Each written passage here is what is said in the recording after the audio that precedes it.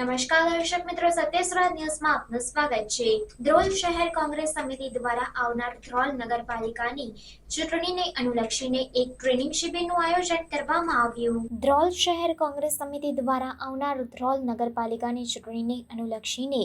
એક ટ્રેનિંગ શિબિરનું આયોજન કરવામાં આવ્યું હતું, જેમાં ઘણા અલગ વિષયો ઉપર ચર્ચા કરવામાં આવી હતી, જેમ કે આગામી ચૂંટણીમાં ઉમેદવારી પસંદગી મેનિફેસ્ટો તૈયાર કરવા માટે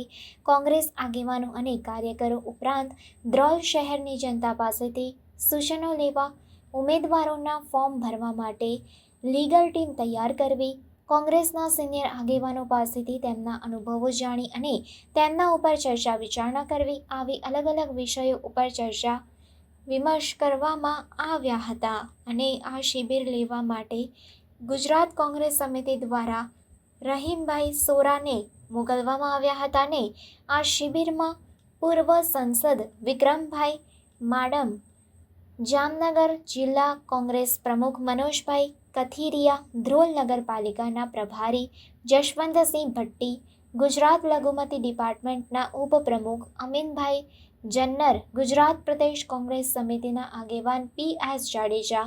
પ્રદેશ મહામંત્રી બિપેન્દ્રસિંહ જાડેજા, ધ્રોલ શહેર કોંગ્રેસ પ્રમુખ અદનાનભાઈ જન્નર, ધ્રોલ નગરપાલિકા વિરોધ પક્ષના નેતા કલ્પેશભાઈ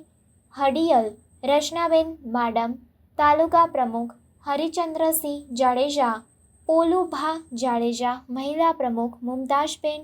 બબ્બર અને મોટી સંખ્યામાં આગેવાનો અને કાર્યકરો ઉપસ્થિત રહ્યા હતા। સમાચારોની ઝડપી અપડેટ માટે હમણાં જ સત્ય સ્વરાજ ન્યૂઝ ચેનલને લાઇક, શેર અને સબસ્ક્રાઇબ કરો।